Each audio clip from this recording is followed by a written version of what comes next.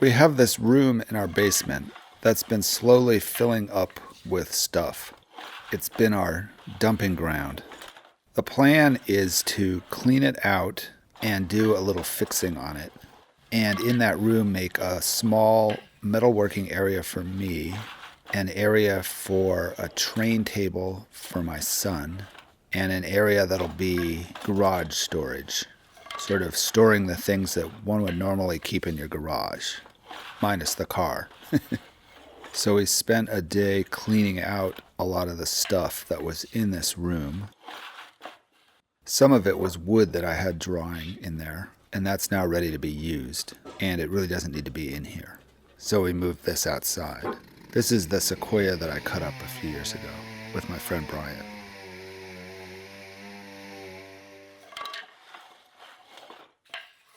Now, once we had most of the stuff out, I could start taking apart bits of the room.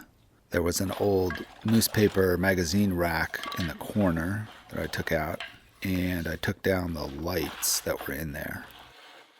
And the ceiling came down, which had been sort of this falling apart soundboard, and then some furring strips. And the wall that faces the outside never had insulation in it, so I wanted to take the siding off of that wall and rewire and then put in insulation. And there was a workbench along this wall that I took out, and it was very sturdily made, and in fact it was attached to the studs of the house. And the sub panel for the power that used to go to the pool that was at this side of the house is in this room, in the far corner from this view. So I took that sub panel out, and one of the things I did was to remake that panel. And I can use that power for the metalworking tools. That'll be in this room. So getting the last bits of the room taken apart. Now, one of the things that's going to be in the metalworking area is my metal lathe.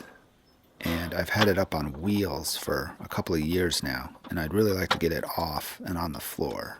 So I can lift it up with my cart, and this is about the limit of what the cart will lift. And I can unbolt the wheels that I had on it.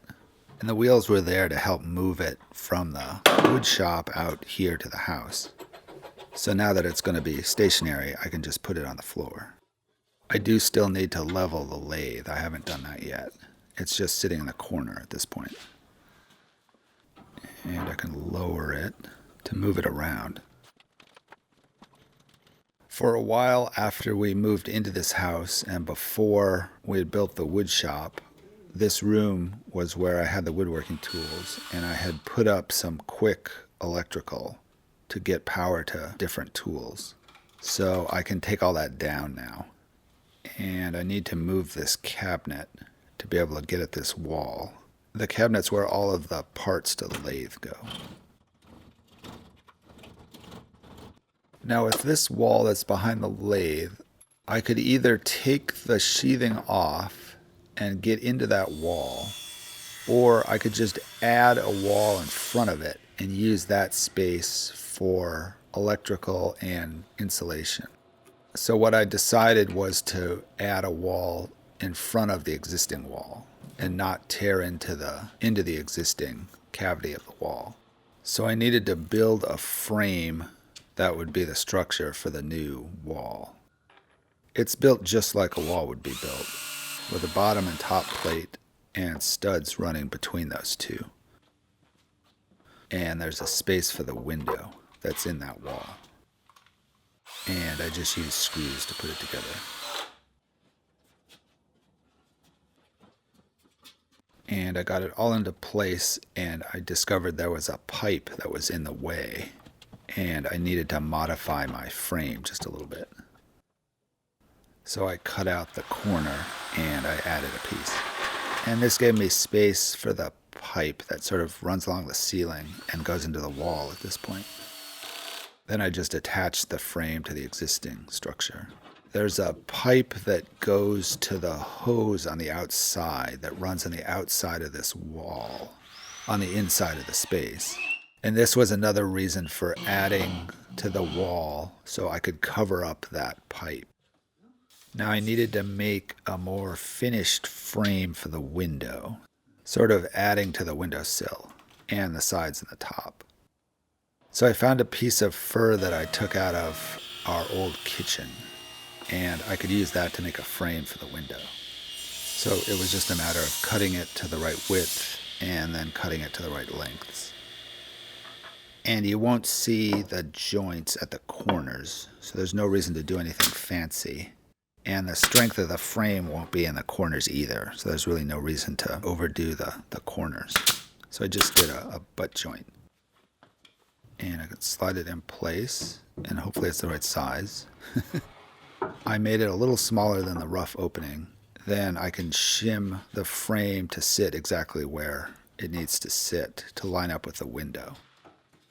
Then just nail it in place.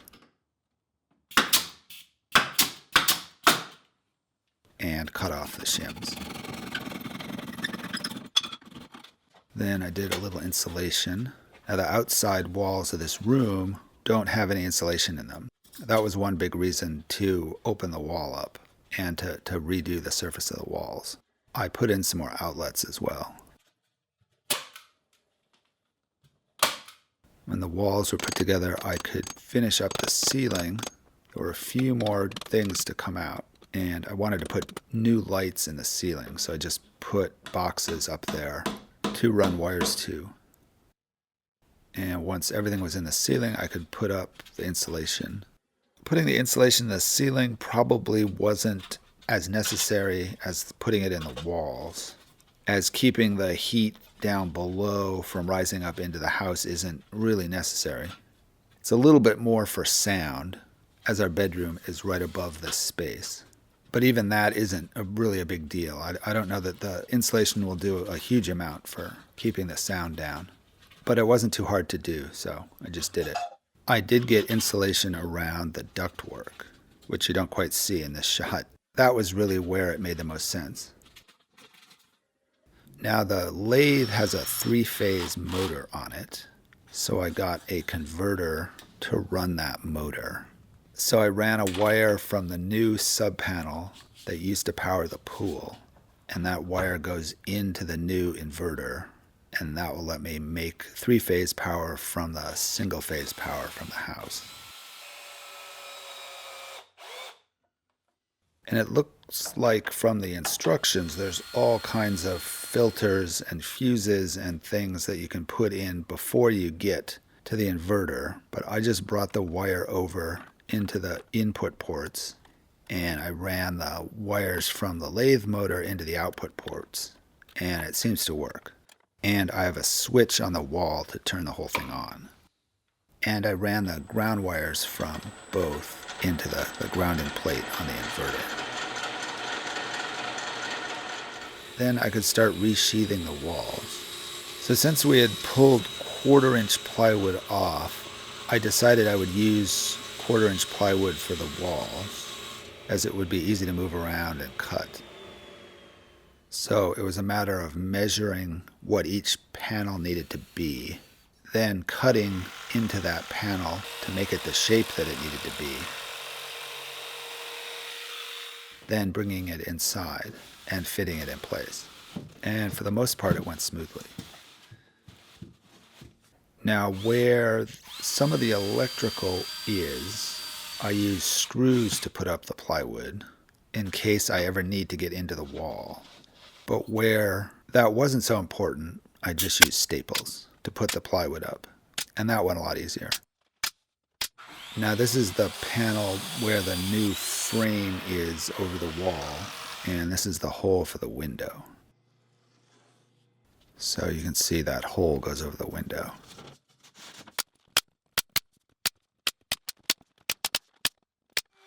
Then I can flush trim that opening in the plywood, and it'll give a super clean, no trim edge to the window.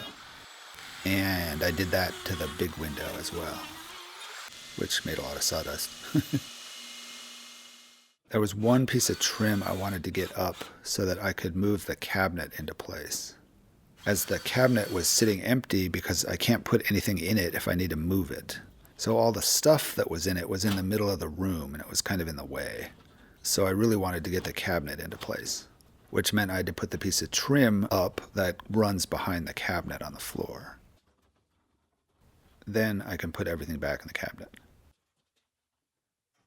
Now, originally, when I was thinking about this room, I was thinking I would build a wall and some covers for all these pipes, but that ended up seeming like a lot of work. So I had Bonnie paint it red, and that actually looks really cool. There's sort of two things you can do with a problem in design. You can either hide it or you can celebrate it. Then fitting the ceiling in around the pipes was tricky. It was a lot of little pieces in funny shapes. Now, I remembered that you could get into the center of a piece of plywood with a jigsaw just by tilting the jigsaw, kind of carefully lowering it into the piece of wood. Now, for the main part of the room where there wasn't the pipe, everything went up really quickly. I used my new panel lift to get everything in place.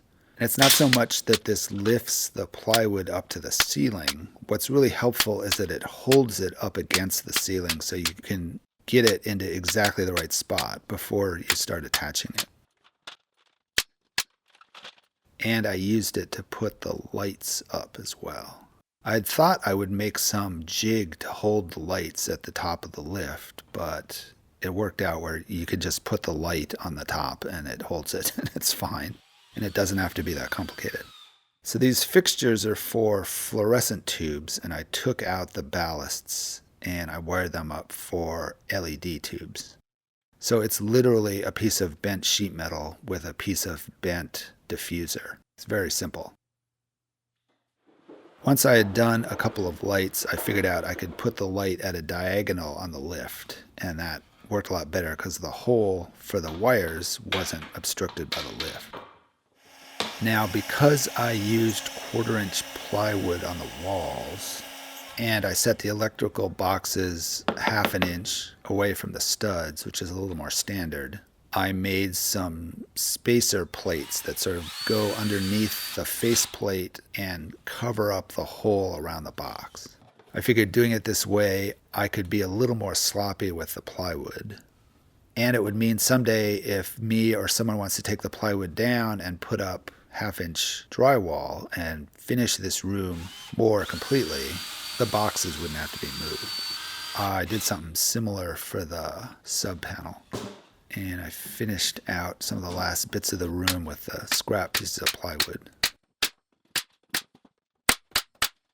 This piece was a little short, so I put a little strip in the gap. And I put the rest of the trim on. Just did a simple baseboard. And then some square pieces of wood for the trim around the ceiling and the walls. And there's one vent in the room. This is basically what heats the room. So I could put that back on again. And it's the same thing with a little spacer plate. Now, when I had done the walls and the ceilings, I didn't think I would put trim over the seams between the panels. And the walls looked pretty good, but the ceiling just looked like it wasn't quite right. So what I ended up doing was cutting up a piece of alder into really thin strips.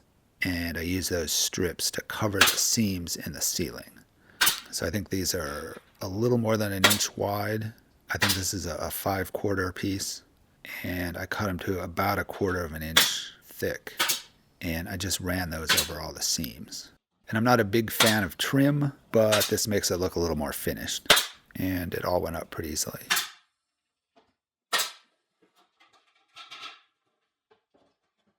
Now, the very last thing was to cover a pipe that comes down into the ceiling. So I cut out some pieces on the CNC machine and glued and nailed them together. So this is sort of like a little cap, which will get attached to the ceiling and cover up the little bend of the pipe that sticks down. It's not the prettiest thing in the world.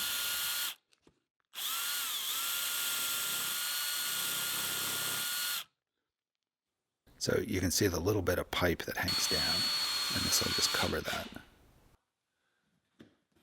Now I can move the tools around and get things set up. I brought the drill press from the shop that I usually use for metal drilling. I had it over by the CNC machine in the wood shop, and it was always kind of in the way. So it'd be nice to get some more room out there and bring it in here. And I just picked up a grinder from a garage sale a couple of weeks ago. It works really well, but it's going to need some cleaning up. Then I put the vise back on. And that's what the east end of the room looks like, the metal working area. So in the foreground, kind of in the middle of the room, we're going to start working on a train table. And behind the camera, I'm going to build some storage for our mini garage, which will sort of be gardening tools and household fix-it stuff and bike stuff and the kinds of things that you would put in a garage.